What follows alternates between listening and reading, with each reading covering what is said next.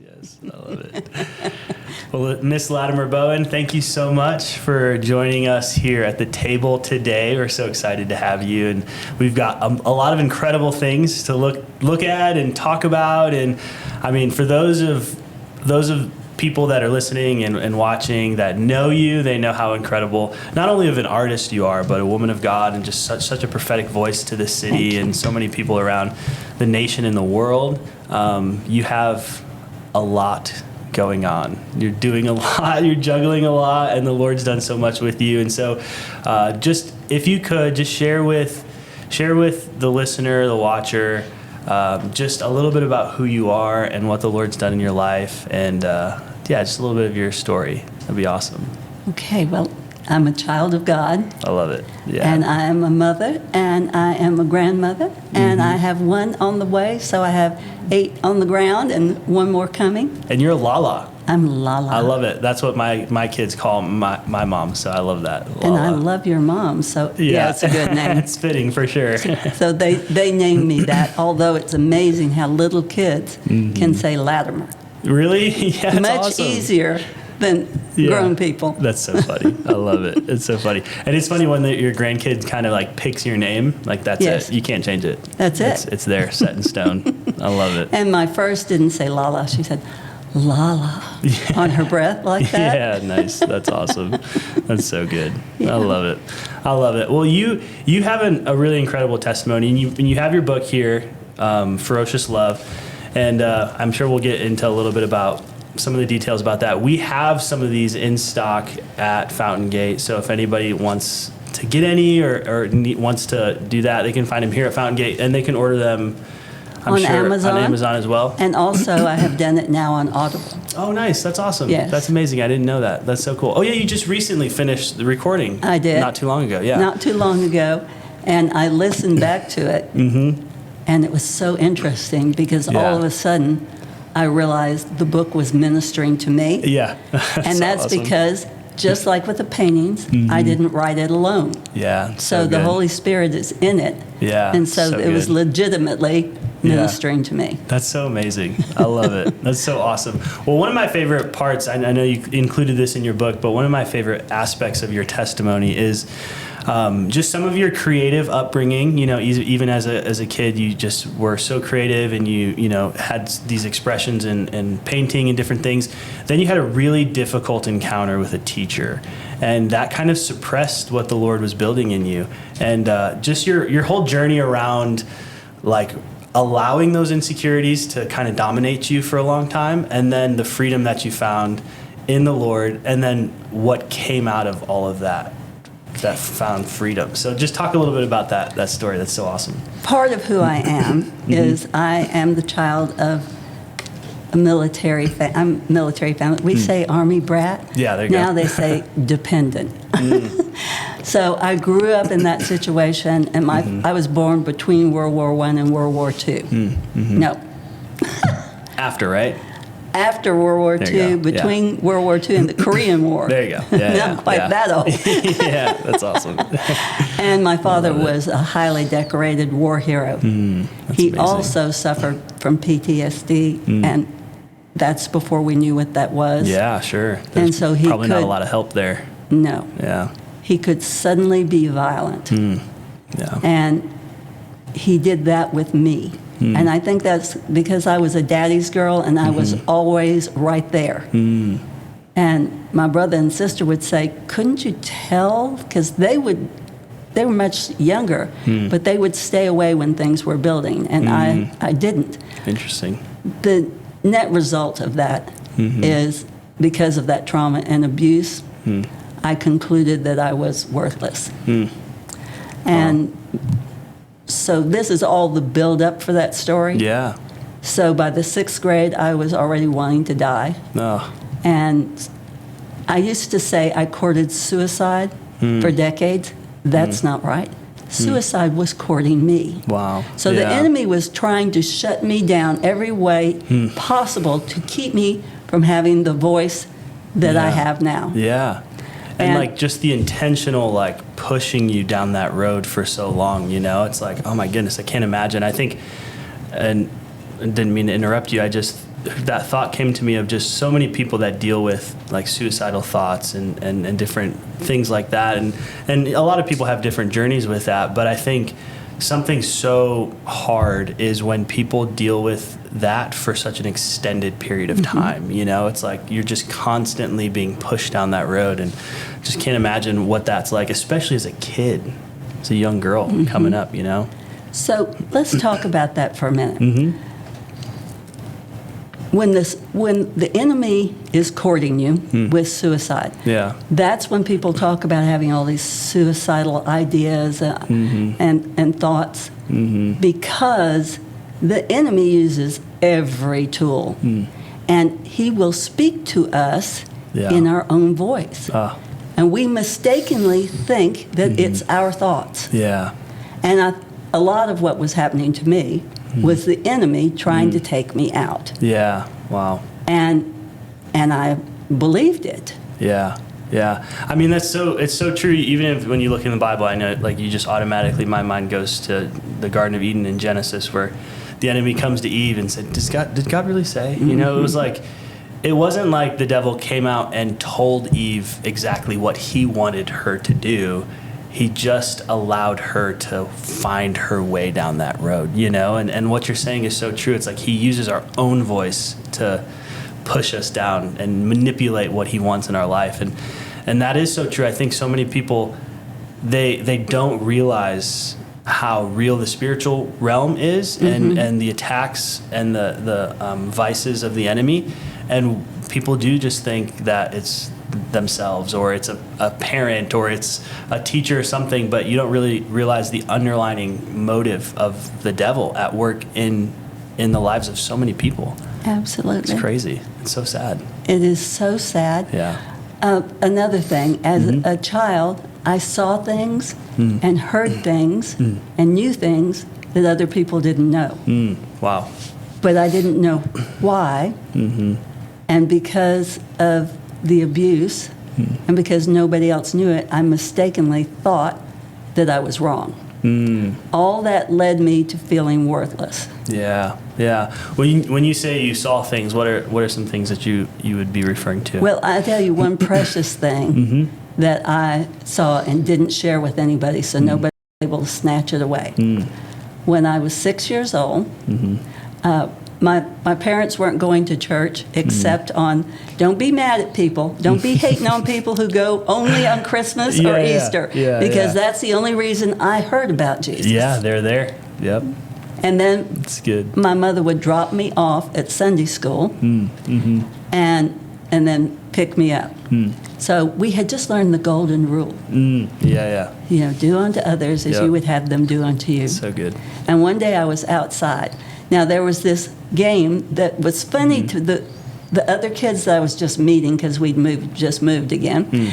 And it was step on a crack and break your mother's back. So they would step on the sidewalk and reach way out and step on the crack. And I was a year younger than everybody in my grade. So I was always smaller, and I couldn't reach as far, and I couldn't make it. So I was outside practicing. And I made the big stretch and then trying to get the trailing leg up. It took a while, but I did it. I got so excited. And then all of a sudden, Jesus was right on my left side. It was like my whole left side was against his right side, or his right side was against my whole left side. And when that happened, I received revelation. So I'm looking. Interesting. I didn't have to turn around and look at him. I knew who it was. I knew him. That's so good. So I knew all of a sudden, I don't want to break my mother's back, you know, do unto others. I don't want to break someone else's back. I certainly don't want them to want to break my back. Wow. And it changed everything. But I knew not to share with people that I had been with Jesus. So that stayed with me. And then as wounding came, part of me forgot that. The part that was out front just forgot that. Isn't that crazy how the enemy works? Or I don't even know if you can blame the enemy, but like, because you see it all throughout the Bible too. You see Moses with the children of Israel, and he's constantly telling them, "Don't forget what the Lord did for you. Don't forget what the Lord did for you. Don't forget." And then they forgot, and it's like, but that's what happens to us. Like, I mean, at hearing you say those stories, I have like a dozen things that popped into my head that I'm like, I forgot about this encounter with the Lord. I forgot that the Lord did this, and it's incredible how easily we forget those things. It is, because that's so huge. Yeah. And then to forget that is unbelievable. Yeah. It's crazy. I mean, you definitely had an intense upbringing with, the things as you shared going through with your father. Even thinking through like what, because I didn't move around probably as much as you Army brats normally do. But, I've moved a few times in my childhood, and it was always created such insecurity, and it was like as soon as you kind of got your feet planted, it was like, oh, there's just more insecurity. And so you just combine something like that with like a difficult relationship with a parent or something like that. And as a child, you're so like pliable and moldable. Those insecurities set down so deep. So would you say like that those were some of the things that really shaped just some of the insecurities that you had as a kid? Oh, absolutely. Yeah. And I fall in love with people really quickly. Yeah. I love people. God created me that way. Yeah. You're good at it too. Thank you. I'm going to rub that in. Yeah. I'll just jump ahead to the pandemic, and I was out at the ranch all by myself for a few months. Yeah. And I was missing people, and I said, Lord, I'm so sorry that I'm missing people, because I have this luxury of being out here at the ranch with you the whole time. And I heard him say, who else would I send to 7 billion people than someone who loves them? Yeah, that's so good. So that was really fun. That's so that good. took the guilt away of being in his presence, and then and then thinking I also needed people. Yeah, it's so good. I love it. And that I heard somebody say recently, like, when the Lord has you in different seasons, like, to try to do something, like if the Lord has you in a season of like rest or just kind of pausing in the busyness of life, the most spiritual thing you can do in that moment is rest, is to do what he's asking you to do. And so I think that's something too that a lot of people think, like they look around and they see everybody else and they play that comparison game. It's like, oh, well, Latimer's doing this and Dominic's doing this and Brady's doing this. Like I have to do what I see everybody else doing. And it's like, sure, but that might not be the season that you're in. And so the most spiritual thing, the most obedient thing, the most honest thing for you to do is to do exactly what the Lord is calling you to do. And it looks different for everyone. And that's one of the things that I try to be aware of in my own life, but also encourage people in, because as a pastor, like, and I'm sure you get this all the time too, it's just, what's the Lord saying? What should I be doing? Like, you just get people looking for advice, and it's hard to give advice because it's like, I'm not the Lord. I don't know what he has for you to do. I know what he's given me to do. And I think you even see that in the scripture, before Jesus ascends, Peter asks him, hey, what about John? What about this guy? And he's like, don't worry about him. Like, do what I've told you to do.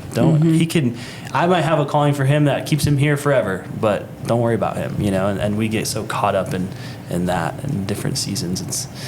It's crippling sometimes. Well, it was crippling for me because I was trying to be somebody else. All the time. I love what Larry Randolph says. You can't be someone else. They're already taken. Yeah, I love that. That's so good. That's so good. And we're always a worse version too. Like when we try to be somebody, we're always a lesser version of it too. And it just creates more insecurity. It's crazy. We don't want to be a facsimile. Yes. We want to be exactly who God created us to be. The original. Absolutely. Yeah. I love it. He does that on purpose. For his perfect purposes. Yeah. And so, I went from no good, bad, wrong, and awful to knowing who I am. Yeah. And you know what I asked him what he thought of me. He said I was spectacular. I love it. And I believe it. Yeah. Well, I love it. I want you to kind of break something down, because you said, and I've heard you say this many times, but no good, bad, and awful. You kind of said that like it was like a last name for you. Yeah. And just talk about like, because for a while that was your identity. That was what you thought to be true about yourself. Just talk about like what it was like wearing that, you know, like what was it like to look at that and be like, yep, that's who Latimer is. For decades, I was like that. And I was medicated. I mean, I took antidepressants for decades. Wow. Now, I felt worthless, and I felt no good, bad, and awful. But see how you're sitting? I would be sitting in some variation of that, so that you didn't go, oh, she's copying me. But so it would be okay for me to be sitting here alive, Wow. taking breath, Yeah. being on earth. It was exhausting. Yeah. You're just always looking for like somebody's approval or somebody's acceptance, or living your life to try to please someone is what it sounds like. And it was something that gradually progressed. Yeah. You know, I was married to Prince Charming, and it was always amazing to me that he loved me. And I'm talking about now my first husband, Jody Flournoy. And so that did a lot for my heart, because I kept discovering ways that he didn't think there was something wrong with me, but that he thought I was wonderful. I love it. And I kept discovering those things. And then, as you know from my story, he was a Navy pilot, and he was killed flying off the aircraft carrier, the America, off the coast of Lebanon. Wow. And that really sent me into a tailspin. I knew what to do. Yeah. This isn't right, but this is what I knew to do from everything I had heard on movies and TV. I threw myself into my work. You've heard that. Yeah. I and I was already a workaholic. Yeah. Wow. So that's what I did. And I didn't go to bed till I was exhausted. I just worked and worked and worked. Wow. And created and worked and created and worked. Yeah. And then I was surprised.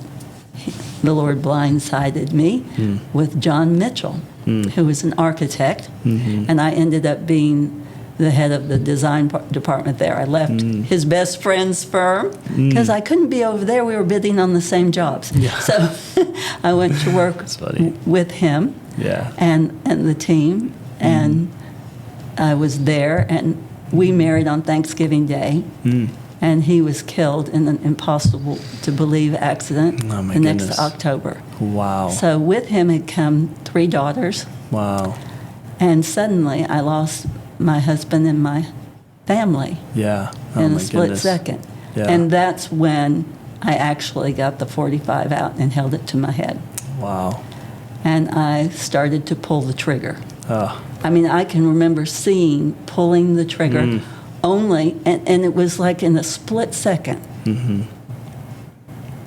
The pain was so unbelievable that I didn't even think about how that would impact all the people in my life. And when I started to pull that trigger, I didn't know how many pounds of pressure it takes to actually squeeze the trigger. Yeah. And so there was some time in there. And I heard, what if God is, and this is not all right? And I was so shocked. You know, the Holy Spirit said it in just a way that would shock me and not make me think someone else had said it. Yeah. So I put the pistol down and then away. Wow. But I was never, ever, ever going to risk my heart again. Yeah. Yeah. And then Don Bowen came. Yeah. Oh, my goodness. Yeah. And he baptized me. That's amazing. He's the one that... He led me by his knee-jerk reactions behind the scenes. I love it. He led me to the Lord. That's amazing. Led me back to the Lord. And then I had, you know, I remembered. I remembered knowing him. Yeah. Golly. Yeah, I remembered. It was amazing. It was amazing. And actually, the first thing I did was the big earth moves sculpture, sacred place at the ranch. Yeah, that's right. It's a The beautiful safe place, which is We might have to like put some pictures up so everybody okay. can We see can it. do that. Yeah, we'll send those. because that has become one of my favorite places in the whole state of Texas for sure. It's amazing.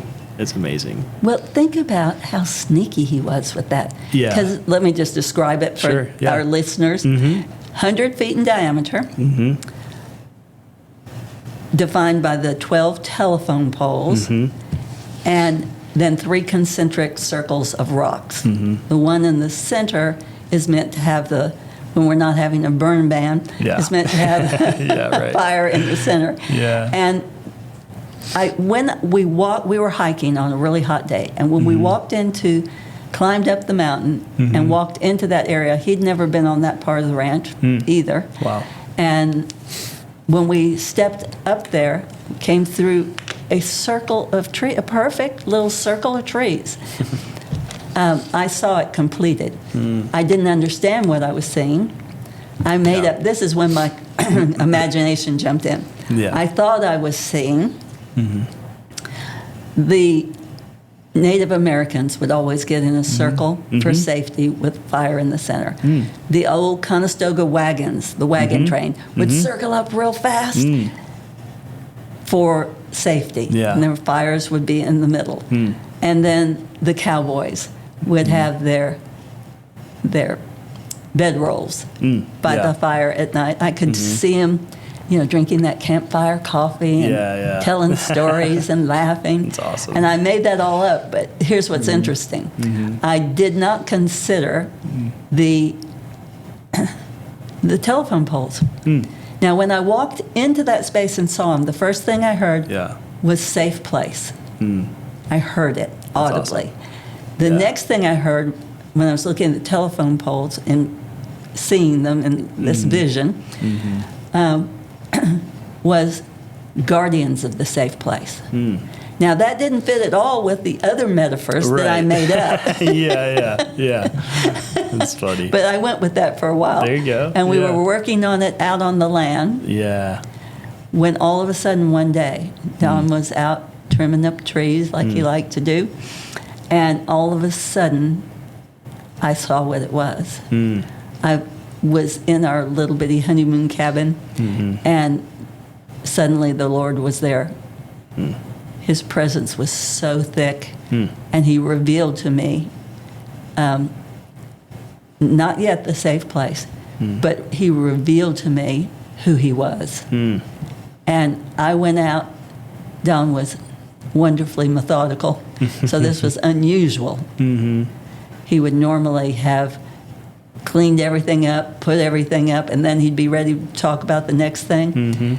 And I just went and said, when you get finished here, I want to talk to you about being baptized. And he turned off the chainsaw and put it on the ground, took off those safety glasses, turned his back on it, and walked away. I'd never seen him do anything like that. That's amazing. Yeah. And we went in, and he started reading God's word to me, and I cried and cried, and he read, and I cried. And I said, wait, let me catch my breath. And I could almost catch my breath, and he would start reading again, and I would cry. And I had not been able to cry for decades. Wow. And now I was my tasting goodness. holy tears. Yeah. And He the was next healing your morning, heart. he was healed. Oh, so good. And I needed lots of healing, so it was Yeah. a multi-stage, Yeah. event. Yeah. And the next morning, we went down to the tank on the ranch, and I was baptized That's with amazing. a cloud of witnesses on the other side of the tank. Yeah. Bye. Yeah. That's awesome. It couldn't have been more perfect. Yeah, I bet. That's amazing. That's so It cool. was at the end of winter. And It was a little chilly, huh? yeah, early spring. It was all but freezing. And we went in. I was, Yeah. and he asked me, do you believe that Jesus is the Son of God? Yes. Yeah. And that he died for your sins? Oh, yes. Yeah. And he put me under the water. And when I came up, when I went under, suddenly I was warm all over, Wow. just like that perfect warm. Yeah. And I opened my eyes, my prissy eyes under that water, that red, muddy water, looking for Yeah. Jesus. And I came up, looking for Jesus ever since. I I'm love always looking for him, Yeah. listening for him. What is he doing? What does he want to good. do? What does he want me to do? Yeah, it's so good. Yeah. I love that. So that was first in the process. Yeah. And then I started doing all kinds of educational things. And then I decided to go deeper and started going to Abilene Christian University. I just audited a class to begin with. Wow. And then I found myself doing leveling work for biblical and related studies. That's so awesome. it's just gone from there. Yeah, I love it. I mean, you've just had such an incredible journey, and you've been through so many things, and I think if somebody didn't know all that they're hearing now, which I'm sure not everybody knows your story, and Sure. so I'm sure that there are people that are watching and listening, and they're like, I had no idea Latimer had gone through all of the things that you've gone through. And I think it's a testimony to your ability to allow the Lord to heal your heart and to continue to, I mean, so we see in 2 Corinthians 3:18, take you from that glory to glory to glory. And not even so much as like, oh, look, you're doing amazing things, but it's this, that verse is really speaking to the refining of the heart of the believer to look more like Jesus. And I think that you're such a loving, happy, energetic person that like people can't wrap their minds around the difficulty that you've experienced, because normally people aren't like that. People that go through hardship that you have endured, it's like they don't come out on the other side happy. Well, let me tell you what happened. So let's talk about November 2009, Okay. the Healing and Impartation Conference at Beltway Park. Yeah, let's do it. When Global Awakening and Bill Johnson, Randy Clark, and a host of others came. Okay. Nice. And I was there. I put myself in a position always to get more healing. I love it. And to get more of the Lord. Yeah. And that's the thing. We can be proactive and we've got to do our part. Yeah. So, I mean, I was in counseling for years. Heart Sync Ministry. I can't say enough about Heart Sync Ministry. Yeah, so good. Because one encounter with Jesus changes everything. Yes, so good. So going to things like Encounter that we have here at FountainGate. You cannot spend time doing things like that and not get out more than you put in, because you cannot outgive God. Absolutely. Yeah. I mean, so good. It's an incredible phenomenon, and it's true. I've proved it, or he's proven it, over and over again. That's so good. So I found myself, I was in the Transformation School of Supernatural Ministry, and I became one of the leaders and on staff later, but this was all of our first year. And we were at the conference, and I was there early and late. We'd get there early, saving seats. And on the last day of the conference, I got up, and it was like trying to move through molasses. I just couldn't move. So I sat down on the sofa and watched reruns of Leave It to Beaver and Andy of Mayberry with Jesus. That's hilarious. And, I love it. someday I'll know why that delay. Yeah, But right. then I went, but before I went, in the shower, I heard, "Get that gray bag." Audible, no confusion about where it was coming from. Yeah. And I love it. each time the Lord has spoken to me directly like that, I don't show up real smart. I said, all that's in that gray bag are pastels. Like he didn't know that. Right. Yeah. So I had been an art major, and when, I guess we'll have to go back and we'll talk about that. Yeah. What happened? Yeah, you can go into that now. I think that, it's up to you. The rest of it needs to have the preface. Sure. Yeah. My freshman year in college, I majored in art, never having had an art class. But somewhere in my brokenness, underneath all, I thought maybe I could be an artist. Yeah. And so I majored in art. And this was a fine art school in Macon, Georgia, Wesleyan. And there were kids there that were selling paintings for a lot of money. Oh, my goodness. A lot of money already. It's crazy. And this was my first drawing class in my life. And every time we'd have a critique, the teacher would give everybody verbal criticism till he came to me. And then he would get over my desk or my work surface and start doing all this terrible gyrations and undulating and making all these horrible guttural noises. So crazy. I now know it was demonic. Yeah. But it's the only place I saw it manifested again. The only place I saw that manifested was when he would come to me. And because I had been abused, I'd lost my voice. Yeah. Because now I could say, you know, you're giving everybody else constructive criticism. I would appreciate your using your voice. Yeah, absolutely. I could do that easily now. Yeah. But then I just laughed and pretend nothing was wrong. Yeah. And then I'd go cry in the bathroom. Because this is coming off of a time in your life where those insecurities have gone so deep. Yes. And we were just talking about how the Lord has healed you, but this hadn't happened yet. This was before, when you were just lost in a lot of what the enemy was trying to get you caught up in. But I was always pretending as if everything was all right. Yeah, yeah. And, you know, I'd meet a new Army brat, and I would never want them to feel the kind of uncomfortable that I would feel. And so I would just talk. And, you know, just make fun so they wouldn't be uncomfortable. Yeah, yeah. I mean, I was driven a lot by that. Yeah, yeah, sure. So I'm in that class.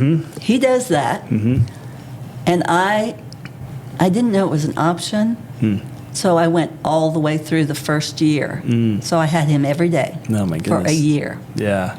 And then, and the other art professors there tried to convince me to stay in art for art's sake. And that's when I started saying the word curse. There is a word curse over all artists and artisans, all musicians, all types of artists.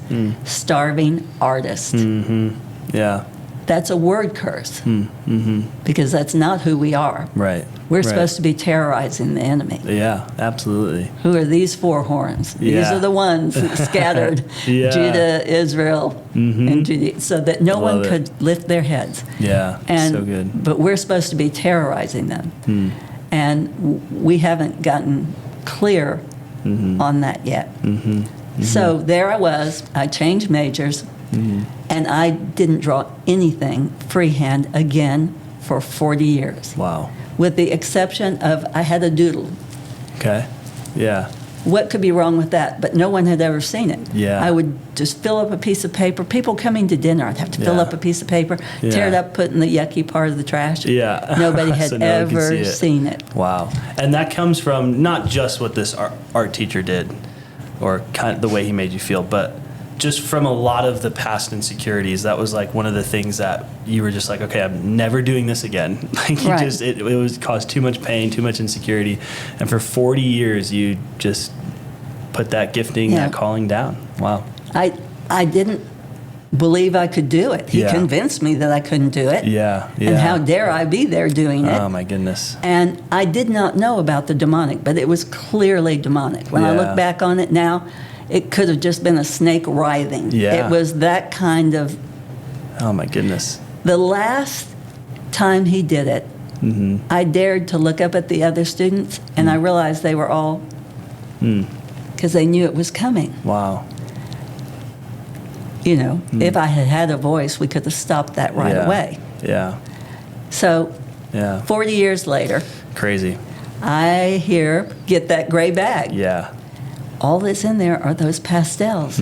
Well, he doesn't, when he tells us to do something, and I want people to know, he doesn't explain himself. Yeah, he doesn't, it's good. He doesn't always give you the full picture, huh? He doesn't, he just tells you. Yeah. And then he started highlighting things around the studio. Now, I was an artist who was not doing a lot of art, although I'd started painting, but because of my wounding, I was, for instance, if I wanted to draw this, I would have taken and put a piece of plastic over it, and I would have put every little mark on there. Then I was projecting it, so that was on the canvas, and then I was coloring. Yeah. And in that process, because I was an interior designer, color has always been my love language. Yeah. So I'd be painting, and I wouldn't stay in the lines, and I think eventually it can't be true that I can paint and I can't draw. Then I found out drawing is actually a learned skill. So, I just go straight for the painting now because I'm following what the Lord is telling me. Yeah, yeah. So I obeyed. He highlighted things around the studio. Yeah. I didn't know that I had pastel paper, but I did. When I go wong, I mean there was a sound and a light. Yeah. And I went to that spot and got what, and I had everything that I needed. I even had this old aqua towel that I am sure, Pastor Dom, I had thrown away. Yeah. But there it was, sitting right to there. protect the floor. Having not used pastels, I didn't know they're so densely pigmented that it would have stained Beltway's carpet. Wow, yeah. And you didn't know that? I didn't know that. The Lord was saving you Yeah. from a cleaning bill right there. And then, Yeah, right. because I have a policy. If I in painting, if I damage the carpet, I'm replacing the carpet. Yeah. And I know that. So I'm very careful about that. Yeah. And because I want to honor, it's important to walk in honor. Yeah. So I go, it was a real close call because nothing ever was as terrifying as going, how Beltway sloped down like this. He wanted, and the platform was here, and he wanted me to sit here. And it's when the wall, before they had moved it out, so it was closer. Yeah. It meant everyone was going to be able to see my wrongness. I did enter there. No Crazy. good, bad, wrong and awful, wrong to be alive, wrong to be taking up space.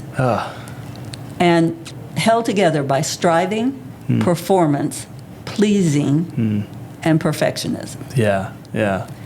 And so I went and I sat, and all of a sudden, I wanted to draw the Lion of Judah.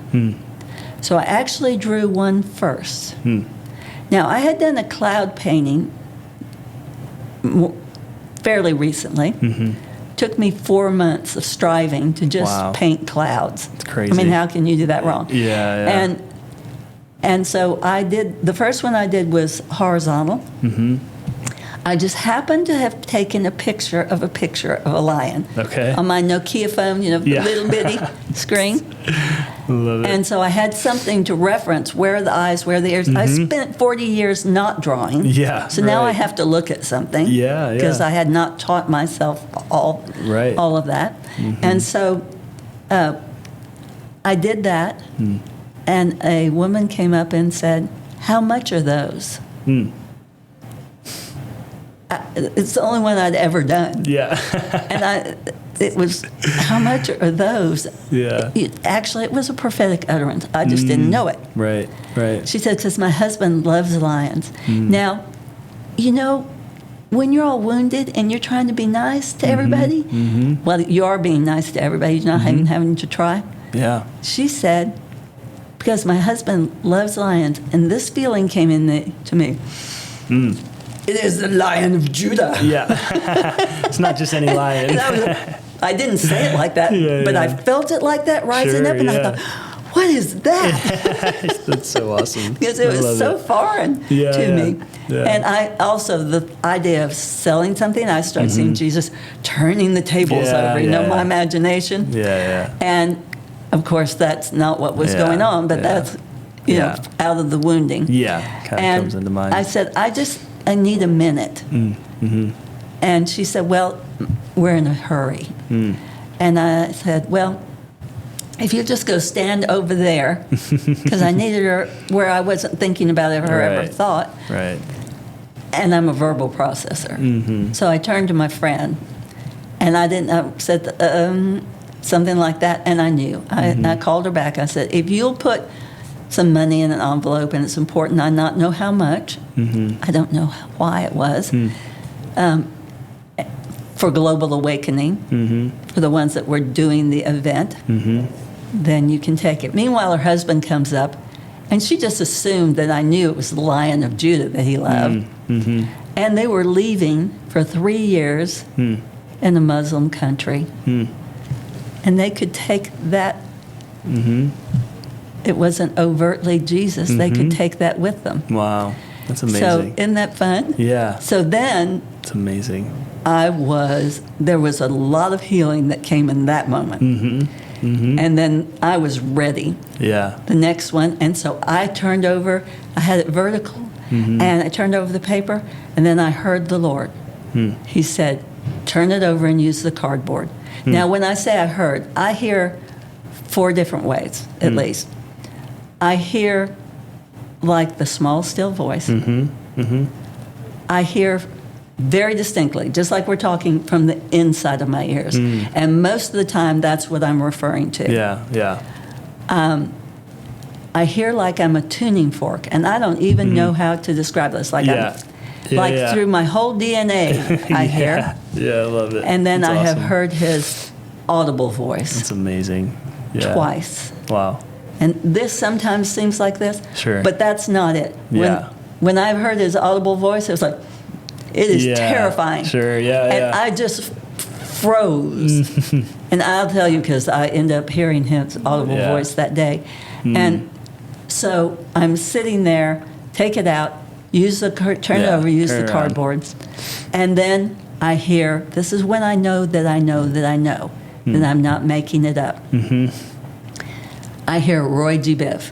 And the reason I know that I'm not making it up is because I had a few bumps on the head, and I don't know if it's that or I just wasn't able, but I never could remember acronyms. I wanted to be able to. Yeah. When I learned to fly, I spent more time studying FAA than I did how to get someplace. That's so funny. I love it. Yeah. Yeah. Yeah. So when I heard Roy G. Biv, for those who don't know, red, orange, yellow, green, blue, indigo, violet. There you go. It's the color of the rainbow. Yeah. So good. So, and simultaneously, he showed it to me. Yeah. So Wow. he showed it to me at the bottom. The red, orange, yellow, green, indigo. Red, orange, yellow, green, blue, indigo, violet. Yeah. And I didn't even worry. So I was trying to perform before. I didn't even worry that I didn't have the precise color in this little box. Yeah. I used the nearest thing without hesitation. Wow. And then I heard him say, pick up the black. And it's chalk. But what I went through my mind, Dan McGregor at Abilene Christian, art professor, says, has a 10 thou shall nots of painting. One is thou shall not use black out of the tube for black. You mix up the colors, it's much more interesting. Yeah. But I'm just holding a piece of chalk. Right. Right. So he says, pick up the black. That goes through my head. And the Holy Spirit comes again on my left side with his right cheek is up against my cheek. We're looking at what we are doing, because I promise you I wasn't doing this alone. We're looking at it. And he says, we're going to break all the rules.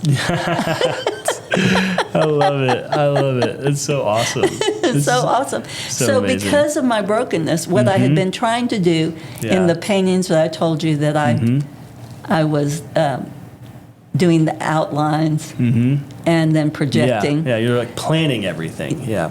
So, well, more than that, it eliminated the need to draw. Sure. Yeah. Yeah. Yeah. Okay, so when he did the, I'm trying to remember exactly what I was going to tell you right then about doing the black. It was because I had been trying to stay in the middle values, not too dark, not too light, so it wouldn't highlight my wrongness. Right. Yeah. And so he went straight for it. Yeah. Yeah. Get the black. Yeah. He's like, I'm taking care of this insecurity right now. I'm taking care of this insecurity. I love So it. I'm going to show y'all this. So he had me do it like this. Yep. In the world, the rainbow is actually That way. red is at the top.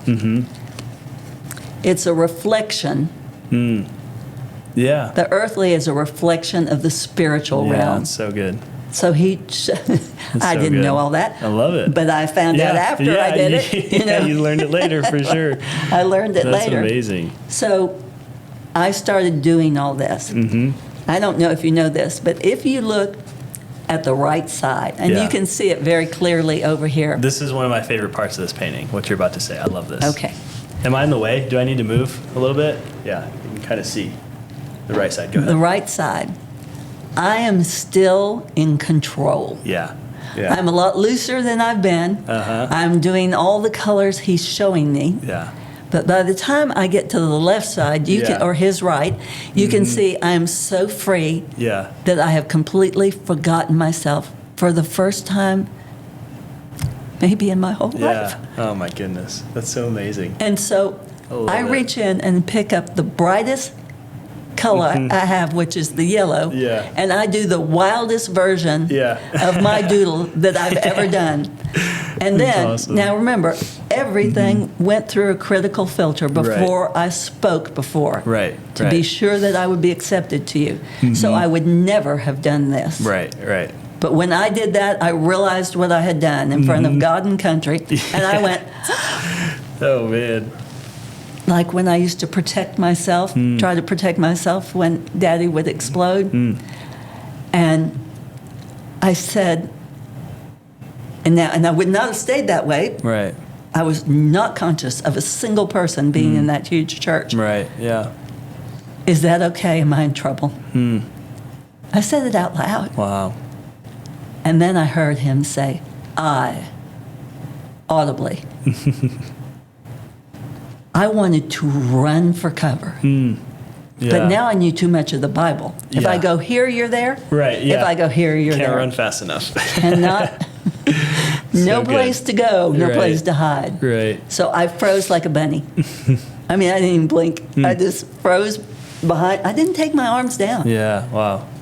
And then I thought, maybe it's a complete sentence. And then I heard him say, created. I created, that's a complete sentence. And then he said, you to do that. Wow.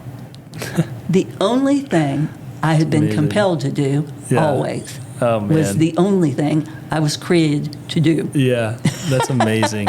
Oh my goodness. And it's literally around that like squiggle mark right there. And I love it. that's the So wildest good. version. I love it. It turns out, and I didn't know about the existence of this, it's the long shofar. So if you take the shofar and you Yeah. start moving it around, Yep. you can get it where you're looking through a complete circle. Yeah. Yeah. It is That's the amazing. long, and it brings his presence Yes. Yeah. Yeah. into whatever I'm doing. I Yeah. have been told, Amy Black told me, you know, when you wave the flag, you wave it like you're doing that mark. And I don't usually even think about that when Yeah. I'm doing that now, but I can think about the last time. And Yeah. I guess that's right. That's so But amazing. it's just, Yeah. so when that happened, he completely healed me. That's You so know, amazing. before that, when he healed me, he filled me with supernatural joy. Yeah. He I took love it. and I've been like that ever since. And I can be in the midst of great loss. I've had many great losses since then, Yeah. and still I never lose the joy. Yeah. You're a different person going through that stuff now. Like, and I think what I love the most about this story is just, it's funny to me, not funny. I'm interested because I am not a painter or an artistic person. And so I like appreciate when people do this stuff so much, but I also, being a pastor and someone who loves the Lord and somebody who has my own insecurities, knows what that feels like. And so to see you receive such healing and freedom from doing this is so amazing to me. Like, it's so cool because that, and we've talked about this for hours before, but just that is the beauty of who the Lord is and how he works with us, his individual children, to bring us into a place of healing and wholeness, because this shouldn't mean that much to anyone else, but this is your life story in a painting, you know, and it's like the visual representation of what the Lord has done over the course of decades, over the course of your life. You know, like it's a visual representation of His working. And I think I mean, I even love, like you said, the right side is like prim and proper and so good, and then you get over here and it's like all these wild marks, and it's like you can just see it, like you can see the two halves of your life, you know, like this is the Latimer before, and then she met the lion, and now this is who she has become. And it's so amazing, it's so inspiring, and I love the gifting and the calling that the Lord has placed on your life, because we all now get to see it, you know, like we don't all, outside of hearing somebody's story or hear someone's testimony, like you don't often get to see what people have been through. But the way the Lord works with you, and I know we have 2 other paintings here we'll talk about in a second, like we get to visually see what the Lord is saying, what the Lord's doing, and what He's using you to bring to the earth. I think it's amazing. It's so cool. So, as you say, it's not He's using me to bring it to the earth. Mm-hmm, mm-hmm. So that is not just my painting. Mm-hmm. I painted it with the Holy Spirit. Yeah, absolutely. So absolutely. it took me a while to realize Mm-hmm. that it's anointed. There have been people who just look at the image and suddenly go, everything I've heard about Jesus is true. Yeah, and they come to believe. Now, it doesn't happen that way every time. Yeah, sure. But if it only happened once, which it's happened more than that, that's pretty remarkable. It's amazing. It's amazing. And there have been people who are coming and coming to know and believe. Mm-hmm. And there's so many stories. I don't go anywhere without these cards. Yeah. And so I put the lion on the front, of course, and the Lamb of God on the back. So it's good. all Jesus. Yeah. And it's so good. it's amazing to be able to do that and take it to people. About, let's see, that was November 2009, exactly 40 years after that freshman debacle. Yeah. After that freshman class, the Lord came and healed me. That's so crazy. And I started walking in my destiny. The good part of everybody seeing me is that David Black, who was the pastor of First United Methodist, which is where I was, saw it happen. And he came up and said, I want you to start painting at church. And I said, oh, that's so nice. I'm just going to rub that in. Yeah. You know, that's one of the things I'd learned in healing, that you depress your heart. And there's actually, we have brain ganglion on our hearts. Interesting. And so I just rubbed that in. Yeah. And then Sunday came, and he said, girl, I want you to paint. I said, oh, thank you. I'll just rub that in. So there were places that had to be ferreted out that still... The healing wasn't complete yet. Right. I mean, the healing was complete, but my understanding of it wasn't complete yet. Yeah. On the 3rd week, he looked around my ankles and he said, girl, where are your paints? And I said, you mean you want me to paint? Now, we know David. David would never do it like this. Yeah. We're standing in the sanctuary, and he says, girl, you are released. But the Holy Spirit had a bullhorn. And it's like David said, girl, you are released. I went immediately after church to Michael's because Hobby Lobby was closed. There you go. And I bought everything I needed, and I have painted ever since. It's amazing. Either at, now FountainGate is my home church, either at FountainGate or, I mean, you know, First United Methodist or FountainGate or other churches for special events. You know, I paint every Wednesday, every first Wednesday of the month at New Hope Church. Yes, so and awesome. it's a wonderful thing that is, I see now that musicians have been building unity with people unaware for decades. If you need a bass player and your bass player is not there, bass player comes in from another church. Because that's really what we amazing. are. We're the body of Christ. We're not the bodies of Christ. Yes. You know? And I love it. I I love, like, and here in Abilene, there's a lot of churches here, and it's funny because I'm from Cleveland, Ohio, and it's not the Bible Belt. It's, there's not that many churches. But I love the unity that exists here in the city, and there's always some big events going on. There's always churches doing stuff, and it seems like you're always a part of that and, like, ministering to people with the Lord through painting. And I love it. I love seeing you do that, because it does speak to like who he is. Like, it speaks to, like, with these paintings, like, they're for more than just a few people in a church building. In fact, I know we'll probably get into this too, but with those cards, you have a nonprofit, a ministry that is designed and is goal to have everybody on this planet witness the Lion of the tribe of Judah. Project 7 Billion. Yeah. Just talk about that for a little bit. And you were getting into it with the cards too. So with all of that, this house ordained me. I've received the ordination, and I have the ministry. So the spring after I had done the Lion of Judah, 2009, so this is 2010, we were reading in our class Bill Johnson's Dreaming with God. Amy Black was packing up her stuff, and she quietly said, this is the only other time I've heard the bullhorn effect. She quietly said, now y'all dream with God this week, and don't dream too small. But it was like she was saying it with a bullhorn, and it went through my whole DNA. Yeah. And instead of visiting afterwards, which I'd like to do, I went and got in my car, and I was talking to the Lord about it. And I want to dream with you. I don't want to dream too small. I know right where I was in the journey between here and the studio. And I don't want to dream too small. And he started showing me, I had these repetitive visions. They were funny.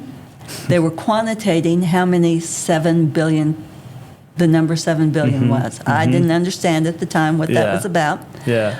I didn't realize we're going from 6 billion to 7 billion people on the planet. And he was trying to quantitate that for me, or really to show me how I couldn't keep my brain focused on it. So he replayed all these visions in a very short period of time, distance-wise. And then he said, I want all to have a copy and know that I love them. Yeah, it's so good. So it's the whole purpose of doing this. Is so that people know that he loves them. Yeah, it's so good. And I have so many stories when I'm handing it out, hand to heart kind of thing. Grocery store. I love it. We were talking earlier about suicidal thoughts. I got to minister to a young man who seemed on top of the world. It's clearly a summer job, sharp as a tack. He is bagging groceries. And on the way out to the car, after giving him the card, he says, I've been having these ideas about killing myself. Will you pray for me? Oh, man. This really good-looking You'd never know. No, you would never have known. And they don't usually talk about that kind of thing. But that's what this card does. So anybody can get these cards. But the other thing is that the Lord showed me that all the things, radio, TV, internet, that we have thought were just for us are really for his perfect purposes. And we get to use them too. And so I printed it out. We do this every Tuesday to just see. We take out a Facebook ad for $5 a day.